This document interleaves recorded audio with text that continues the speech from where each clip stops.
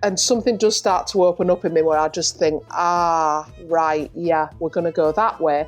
Do you know what's really, really curious? I'll often find that without knowing subconsciously, I laid down those little breadcrumbs already, because when I look back, I'll realise that, do you know what, Louise, on a deep level, I think you did know where this was going, because you've put that little clue there, you've put that little clue there, and they now tie nicely in with the end. How did you do that, Louise? I feel like, don't set in stone where this is going to go, because once you get to that point, you might think, oh no, I'm not going that way, I'm going that way. So I'm always very open.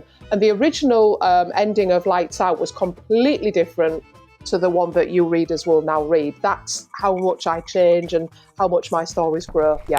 A perfect day for me would be more than 2,000 words written. Doesn't always happen, and I try not to be too disappointed if it doesn't. It would depend whether it was a chapter or a scene that needed much research, or it would depend if it was something that I'm very familiar with and I know very well. But yeah, 2,000 words is the aim, and any more than that is just a big bonus, and I'm ahead of myself.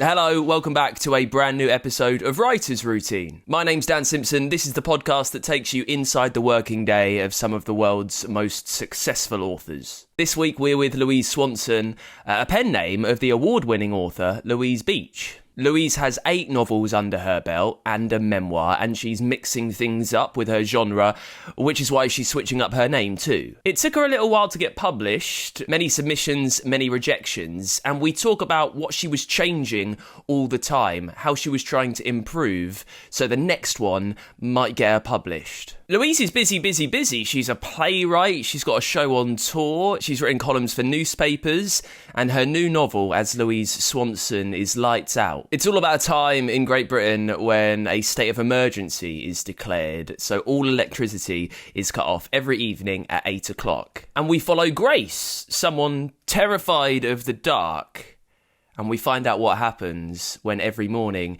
she wakes up with a different note from the same intruder letting her know he's creeping ever closer. We talk about why she has a strict routine, maybe that's guilt from a working class background. Also, why she's finally getting her dream writing space. And you can hear why she needs noisy news on to get to work. If you like looking inside the working day of the world's best authors, make sure you listen to my Writer's Routine podcast.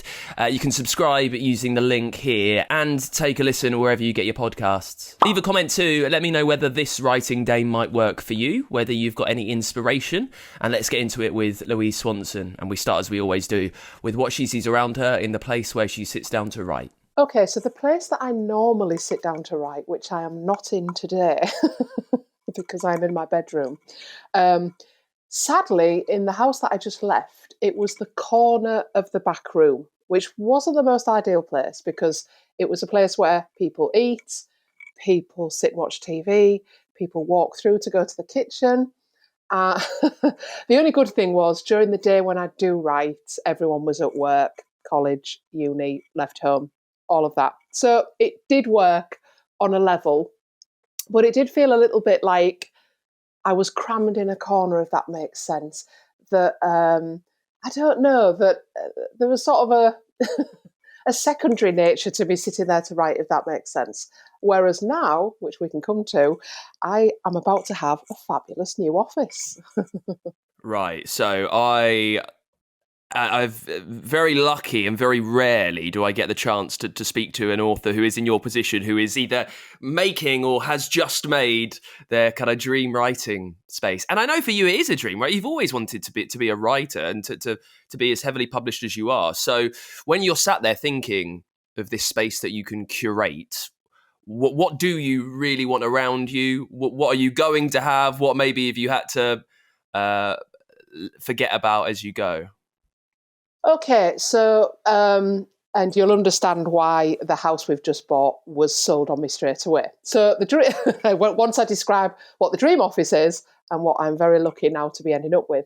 So the dream office, I always thought, first of all, would possibly have a view. Now, it didn't have to be a spectacular view, just a window or a door, because where my office was previously, it just faced a wall, which is not the most pleasant thing to look at. You know, I did have all my book posters up, you know, so make it a little bit special, my fame wall, as I called it.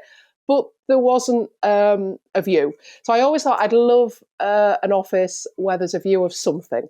I also like to have my books around me. Didn't have space to do that in my previous office. And do you know what? Just the word space, just space to have my things near me, like the boxes of my most recent books, things that have been sent. And I didn't have that previously. So when we looked at this house that we've just bought and moved into, there is, they called it a day room, but as soon as I saw it, I thought, no, that's my office.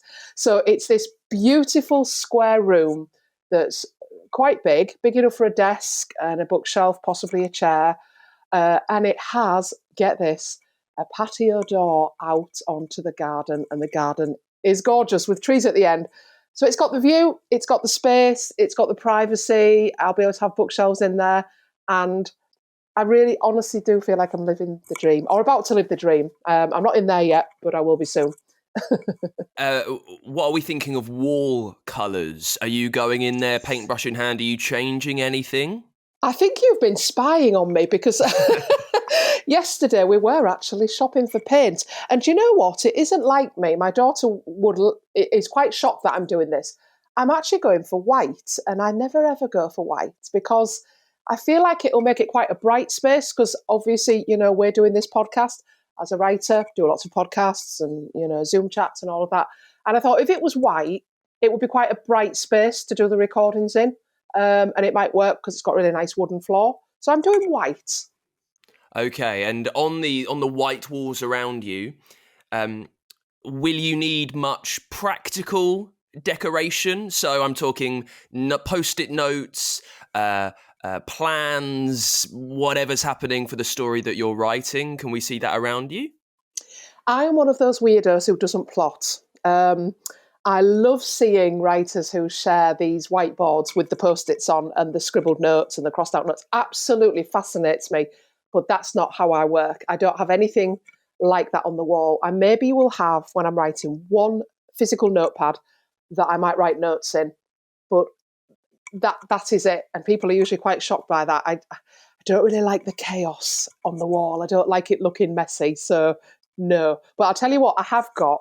About 4 years ago, I'm a huge Marilyn Monroe fan, and I bought this lovely, literally wall-sized mural of Marilyn Monroe, and I thought one day I'm going to have an office, and that's going to go on one of the walls. So one of my walls is going to have her completely on the wall, which I'm really excited about. We get quite niche and nerdy, and we enjoy the technical side of things, and that won't drip through to your notepads or your pens because you don't use any of that. So just what are you working on the laptop? Have you got a preference of software and font? What fonts are you keen on, Louise? I am such a technophobe for a start, as you can imagine, because before we did this, I had to download something in order to do this podcast with you. And you cannot imagine the anxiety I had because I am a horrendous technophobe. It's like I'll be using something and my husband, he works in IT, he'll use the correct word for it. And I'll be like, what's that? And he'll say, Louise, it's what you're using right now. So I'm going to try and come up with some words so that the listeners know. So when I'm actually writing in my office, I do have a very lovely Mac, and I love him. He's a him.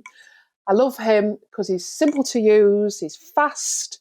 I know what I'm doing on there. And then I do have my MacBook Pro, which is what I'm on now, for when I'm not in the office. But if you want to ask me what I use, let me think. So I'm a very boring writer who simply uses Word.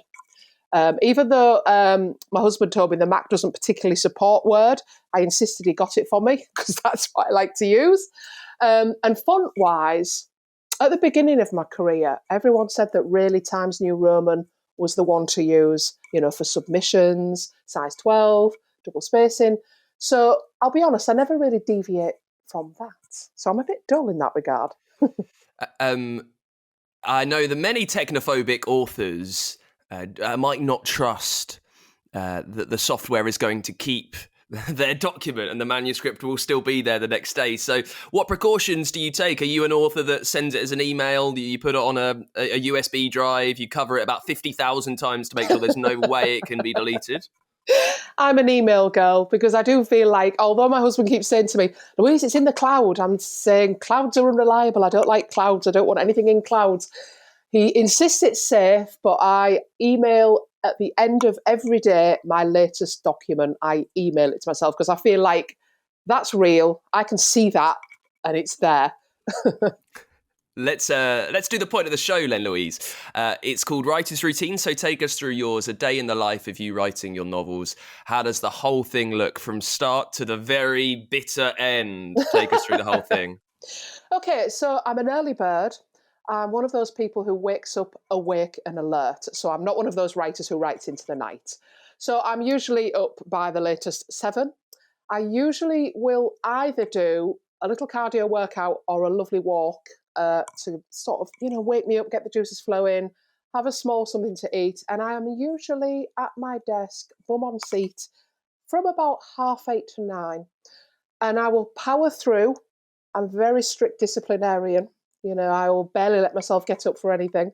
Probably 9 till about 3, eating my lunch at my desk. Now, some people might think, 3, that's quite an early finish. But I think because I work quite intensely, I'm usually just spent by 3. And as you know, a lot of the job as a writer is social media and connecting with people. And so I'll use the later end of the day to do all of those kind of things. And to kick me off, when I do start at 8:30 to 9, I usually read what I wrote the day before, to remind myself where I am, to get back in that zone, to get back into the characters' heads.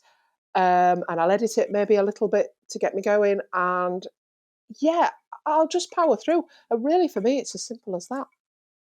Why have you settled on 3:00 being your finishing point? Is it kind of, I don't know, is it a holdover from kids being at school? Are you just like cream crackered? Are you exhausted by that point? You're utterly burnt out? A bit of all of those things, because yes, weirdly, you should hit on that. My children did used to come home. They've left home now, but they did used to come home at around 3:30 to 4. So I would end thinking, switch off, switch on to that. Also, I'm not going to lie to you here. Reality Housewives comes on TV after about 3:00.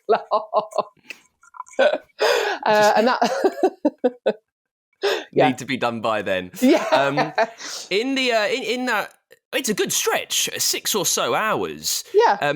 Are you working to another aim? Are you? Is there a word count goal? Are you trying to get a chapter done, a scene done? How do you know what the aim is for that day? Yes, that would depend, actually. A perfect day for me would be more than 2,000 words written. Doesn't always happen, and I try not to be too disappointed if it doesn't.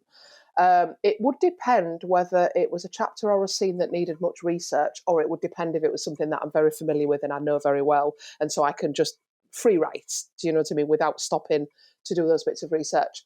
But yeah, 2,000 words is the aim, and any more than that is just a big bonus, and I'm ahead of myself. You mentioned that you're strict, and I will come back to that in a second. I'm interested in almost like the pattern of that 6 hours worth of writing time.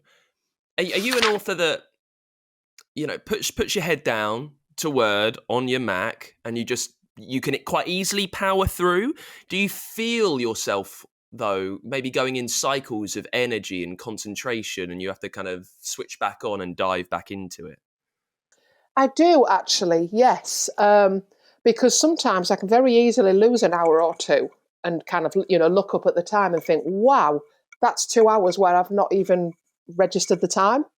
And that's a good day. That's where I'm really in it. But yeah, there are other times when I might be a bit restless, and I can't lie. Not supposed to be doing this, but, might click on Facebook or Instagram. We're all guilty, aren't we?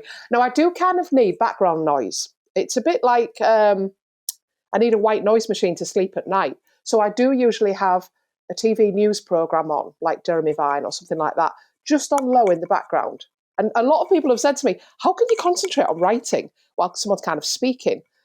But there's something, I don't know, soothing, monotonous, just, I don't like absolute silence is the thing, not absolute silence. When you break and stop at 3, because the work is all consuming, and as you said, like you are focused, you are immersed in it for 6 hours. How good are you at switching off? Or is it always there in the background? Are you able to flick your mind onto other things and give that the same amount of dedication? I'm actually quite bad at switching off in general. I'm one of those people who is always, always, always doing something. I'm like, somebody once got me a gift of to go to a spa day, and don't laugh, I can't think of anything worse than sitting doing nothing. I can't do it. So I do find it hard. And yes, I do take my characters with me. Hence why I have a notepad, because I can take it everywhere around the house. I take it upstairs when I go to bed. And the ideas, they will continue to come. It's just that after 3, I give myself the permission to maybe just scribble a note rather than go back and write, because otherwise I may well just keep writing and keep writing and keep writing. Do you know what I mean? And I don't want to do that. So, so it's a tricky one. It's knowing when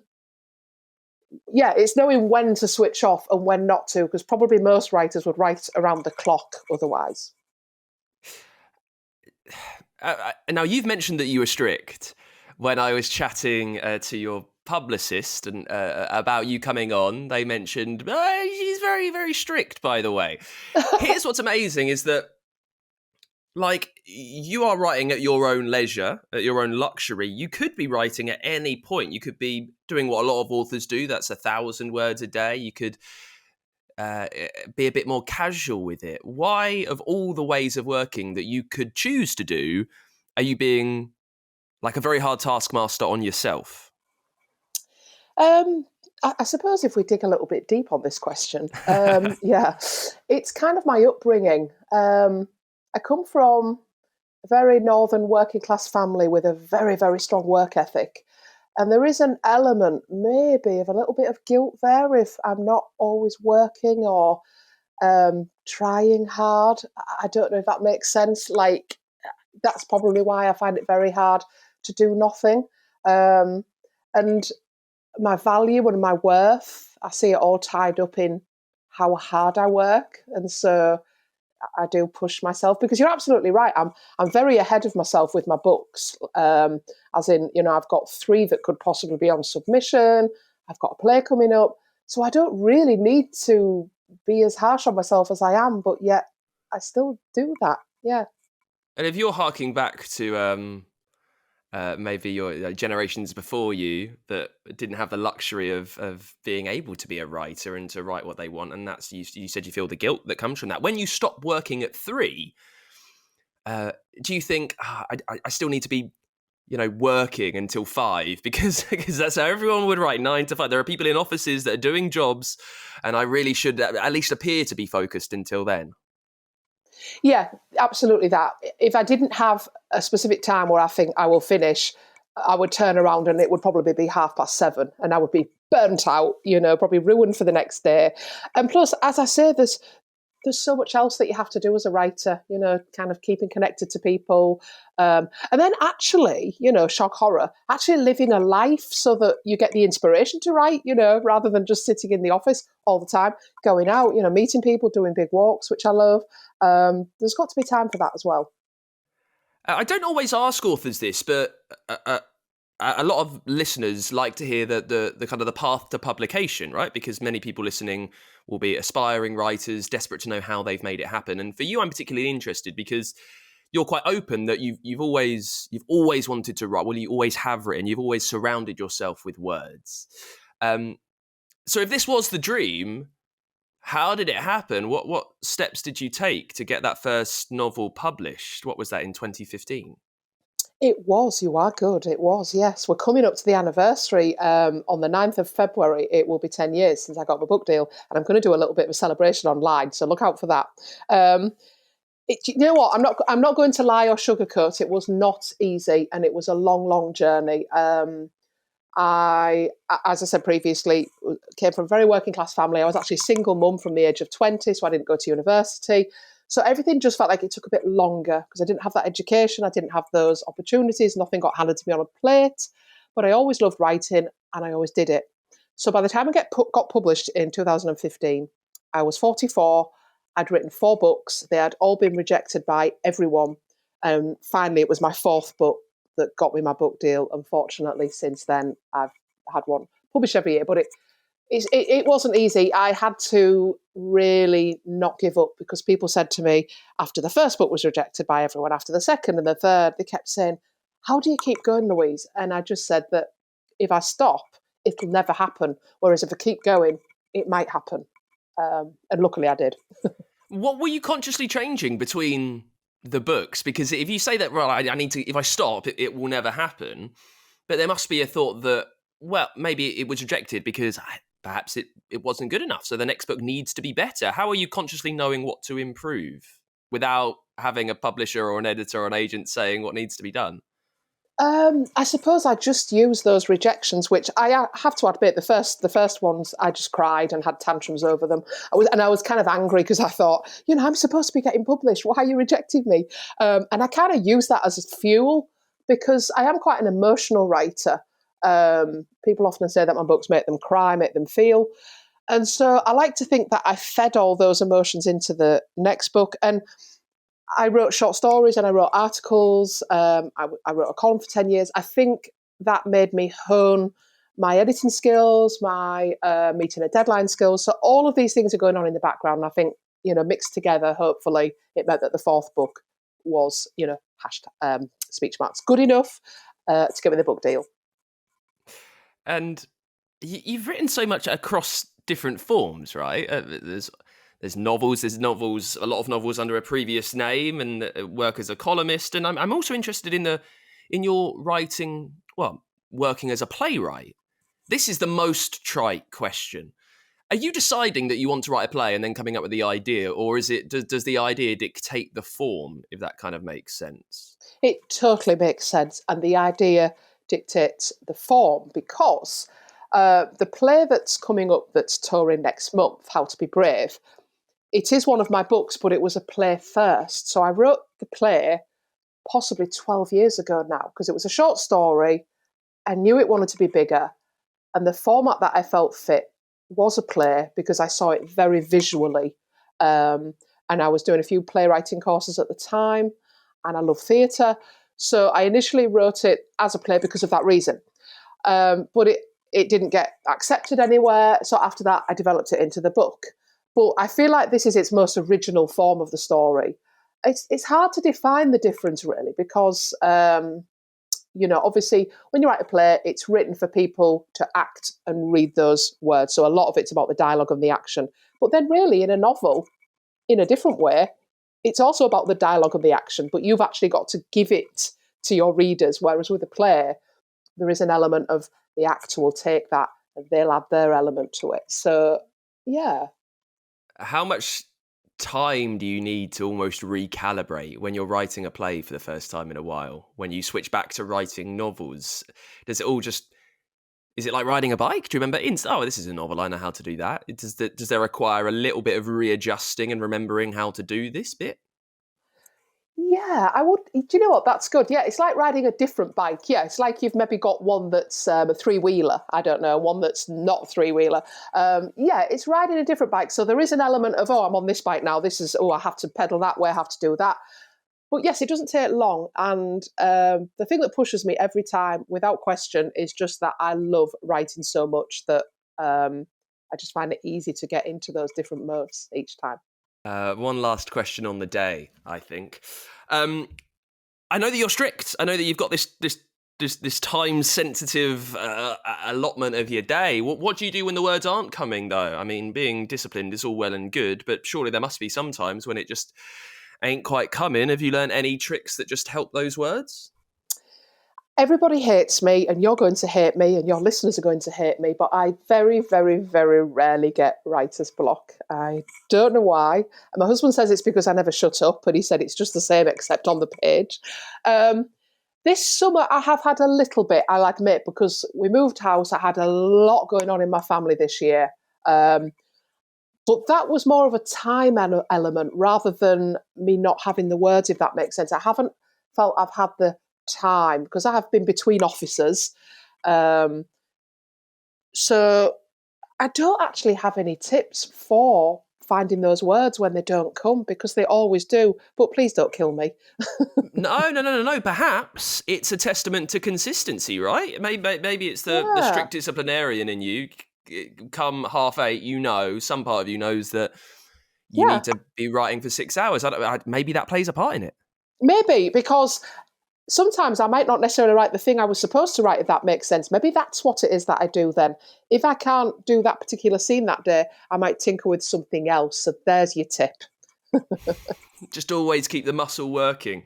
Yes. So just before we talk about the new novel, The Lights Out, this is your second novel as Louise Swanson. You've published many before as Louise Beech.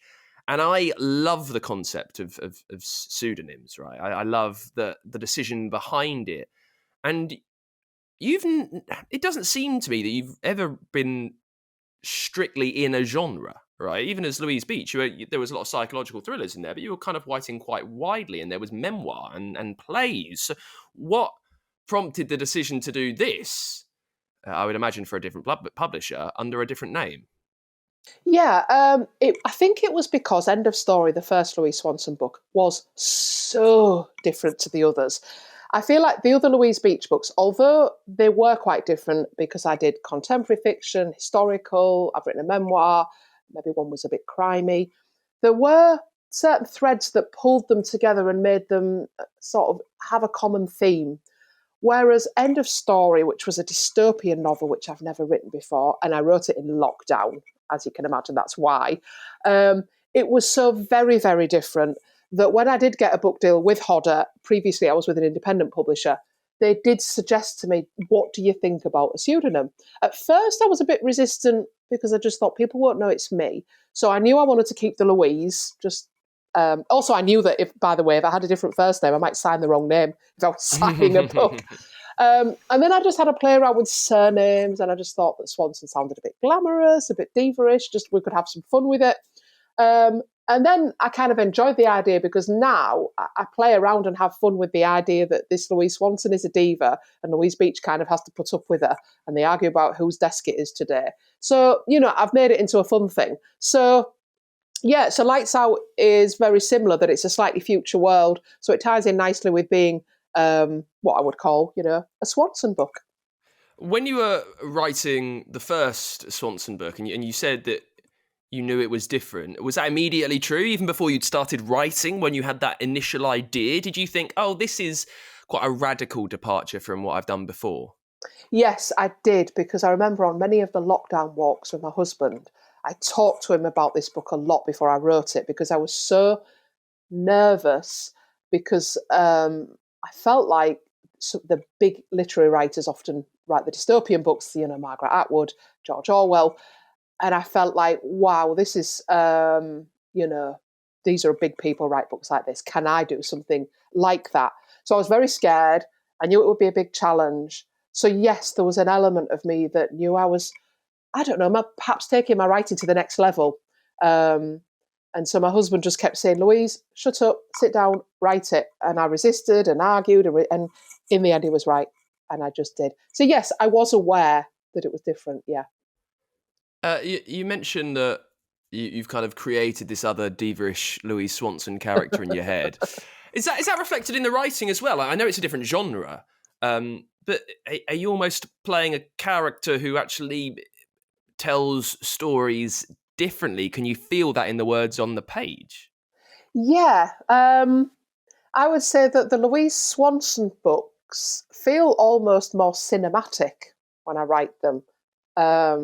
That's just the first word that comes to me, more filmic. I'm far more mindful of, making sure we have my cliffhangers, the real page turners, those twists. Whereas with the Louise Beech books, they're far more character-led and the emotional element, although there is an emotional element still to the Louise Swanson books. Can't kind of help doing that. It's in my DNA. But I would just say, the Swanson ones feel more cinematic. Yeah.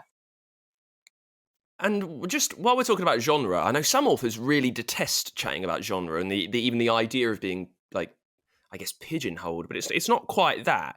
But you speak about the some of the tricks and the tropes of what you're writing, like, that you need the twists and the turns, or that perhaps they're more character led.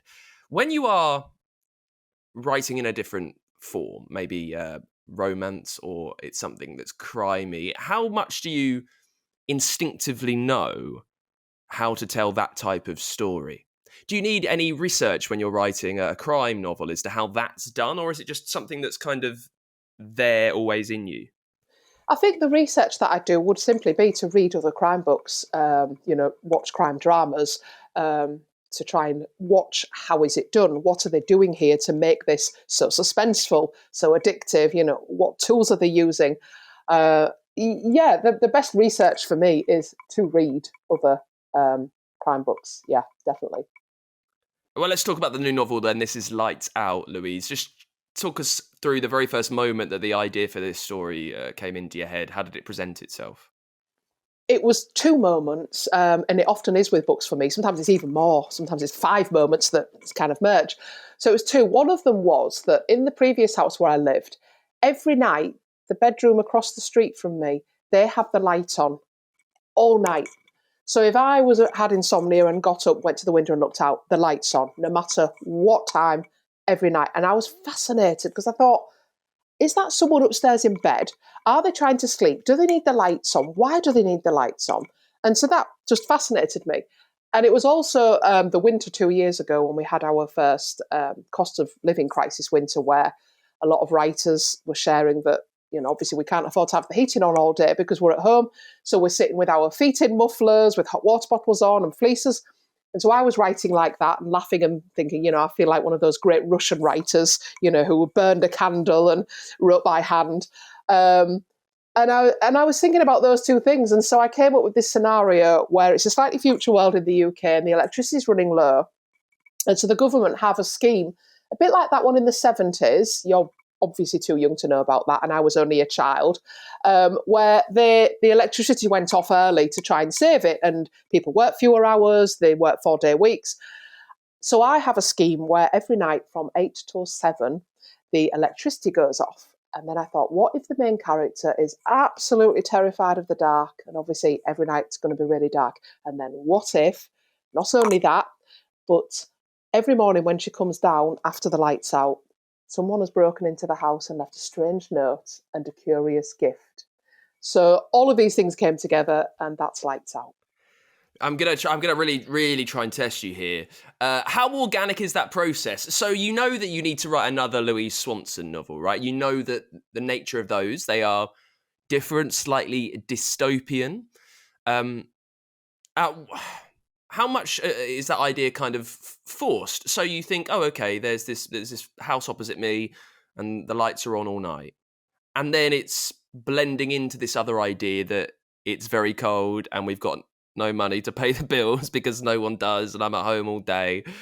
Like, at what point are you thinking, okay, there's a story in this? Every point, honestly, everything that I hear, that I watch, that people say to me, this to me is the definition of being a writer, is everything inspires some sort of thought in me of like, what if that, or what I could use that. So I do have a specific notebook that isn't a particular novel. It's just all of the things that ever come to me, and I write them down, because one day I can look back and think, oh yes, you had that idea. Oh yes, you thought of that. So in that way, I'm a bit blessed because I'll go and look at my notebook if I'm stuck, but I rarely am. So I have kind of already written the possible next Swanson book. I finished it a few months ago. And that again was inspired by a couple of real life situations. It's kind of a look at the publishing industry at the minute, and because it's quite tough out there at the moment for everyone, for publishers, for writers. There's not as much money in it. A writer's income is dropping all the time. Newspapers are reporting on that, and it's true. It's quite harsh out there. So I came up with the idea of two very opposite writers who were kind of pitted against each other. One's a bestseller who writes really trashy, easy to read books. The other one writes more literary, clever, beautiful books, but hers don't sell. And it's this love-hate relationship between these two writers. And they're going to this lighthouse to each write a book, and the publisher is only going to publish one of them. They're going to publish the best one. So they're working together side by side in competition, and that's kind of the gist of it. But on Lights Out then, I know that you don't plan. You said really you're just an author that will sit down. with that, how much did you know about the entire story before you actually sat down and wrote that very first sentence? What do you like to know before you start cracking? I'd be honest with you, I didn't. I very, very, very rarely know the end when I set off. I don't like to know the end. I like to find it as I go. And people say, "Well, what do you mean by that? You must have an idea." And what do I mean by that? Well, I I have a vague idea of, to a certain element, of what will happen. Do you know what it's like? Do you remember those? Actually, you're the wrong age group. When I was a child, you may know of them. There were these books that we used to read where you could pick which way to go for the next chapter.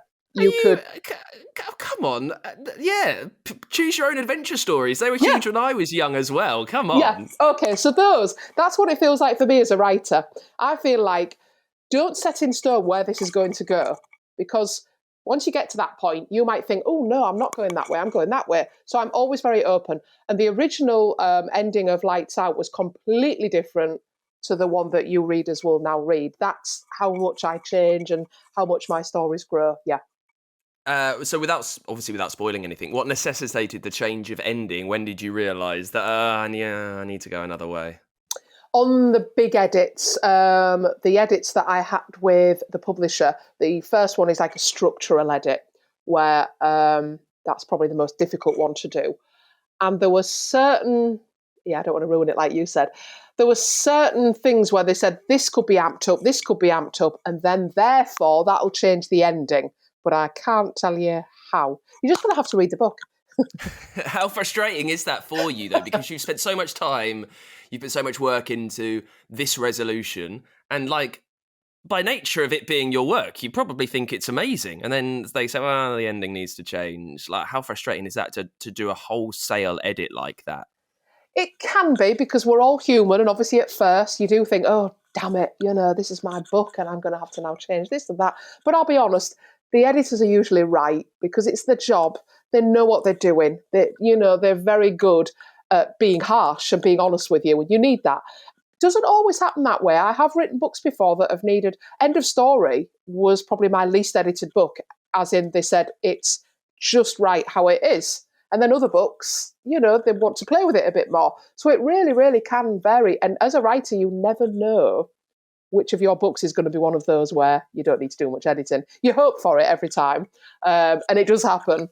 But yeah, you just have to do it and not be precious. You really do, because usually your book improves anyway. So yeah.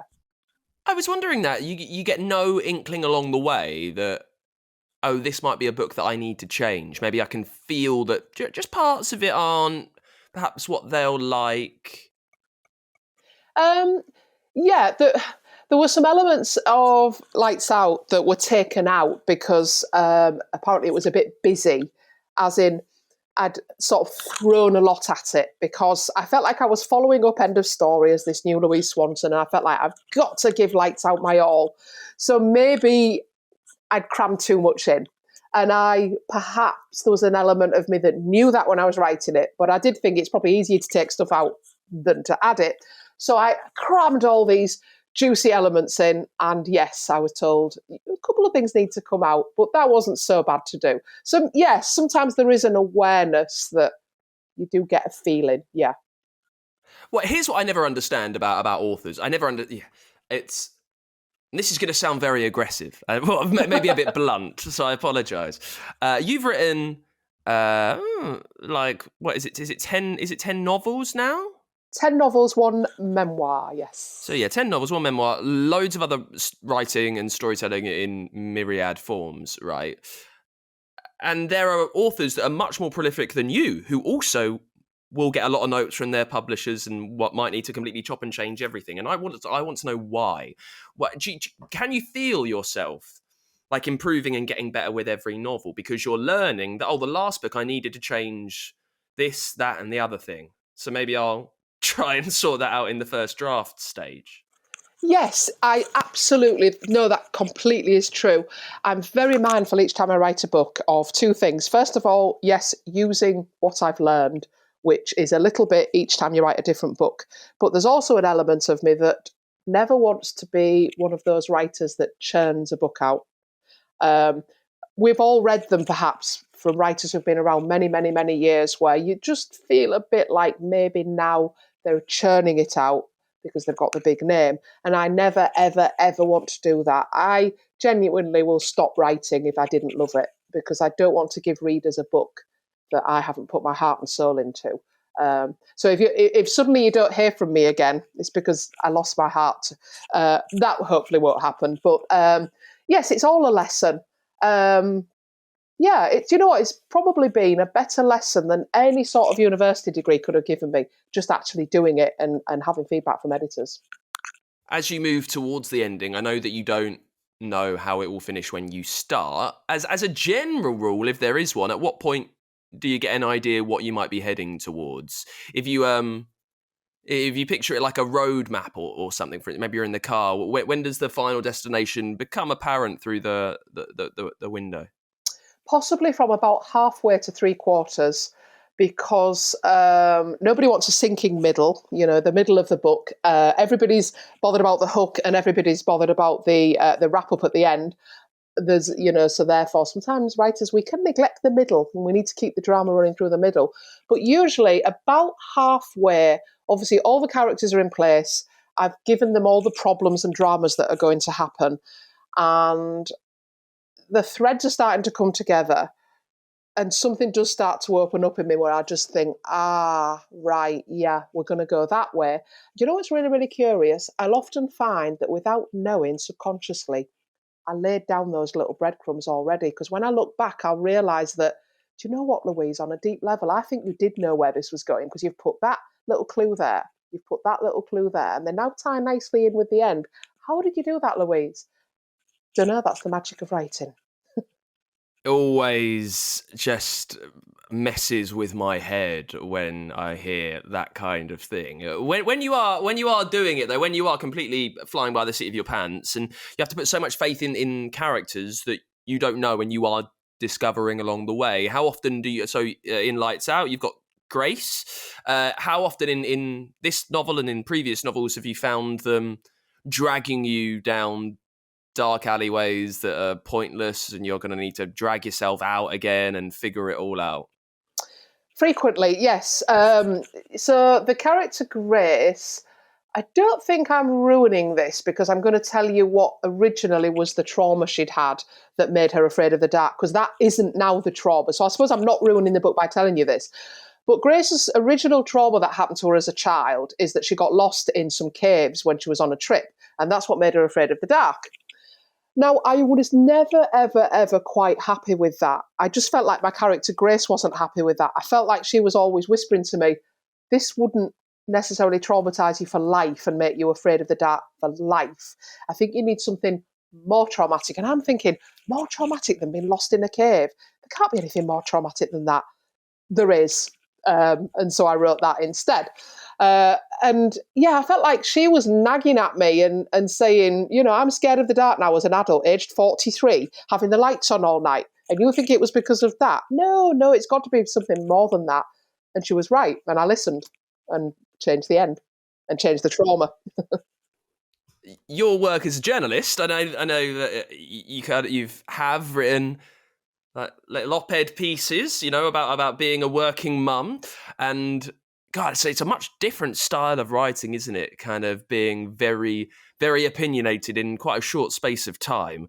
How much has that influenced your novel writing career? Kind of writing stuff for local newspapers. Yeah, that was some years ago now. But do you know what's wonderful about it is that it's like I've got a diary now of my children growing up. So that started just because I used to write these little funny pieces about my children, and my friends and family said, these are really good, you should send them somewhere. So I sent them to the local newspaper, and they said, do you think you could write a column? Because a lot of people will identify with this. So for 10 years, they were 500 words, and they wanted them to be funny and light. But they said, we don't mind if you have some real life darker themes in there that other parents might go through. So they were great in teaching me, first of all, about a word count. And it had to be 500 words, no more, no less, to fit the column. And then there's the deadline. And then you're thinking of your audience. It's all right, me writing them for me because I'm having fun here. I've got to think of those actual readers out there. So those three things were a great lesson with regard to then writing fiction. And I still had to use my imagination, although it was real, my real life. I still had to not exaggerate. Yes, all right, exaggerate a little bit sometimes. And embellish and make it readable, and funny and witty and clever. And I suppose that obviously translates as well into when you write the fiction. Just dragging you one last time back to the new office that you've got with the glorious patio doors that are going to open up, bring you so much light and air. Just let me chuck you a few years down the line. What improvements are you already thinking that maybe you could have there? Maybe a different desk? Maybe you could do a new chair? What's going to happen? Oh, wow. Gosh, you know what? I'm so delighted with it. I hadn't even thought of that because right now, to me, it's such the dream compared with what I did have. I do love my desk. It's a really good desk. I'm not likely, but the chair, do you know what? At the minute, the chair, I don't know what's wrong with it, but it slowly sinks through the day. So yeah, we need a new chair, don't we? We can't be having that. Right now, I'm just keen to get my Marilyn mural on the wall and get my frame pictures of the books and everything up. Ask me in a few years when I may be bored of the office, although I just can't imagine that happening. And that is it for this week's episode of Writer's Routine. Thank you so much to Louise Swanson for coming on the podcast. The new novel is Lights Out. You can pick up a copy right now. If you've enjoyed this chat with Louise, make sure you subscribe to the channel. Loads more tips, advice and inspiration from the world's greatest authors. Matt Haig, Cecilia Ahern, Karen Slaughter, Val McDermid, Sirian Rankin, Anthony Horowitz. They're all here. And search for Writer's Routine wherever you get your podcasts so you can listen wherever you are. Thanks for watching. Let me know what you think about Louise's writer's routine. Like this video as well if you can, and I'll see you next week with a brand new author on the show.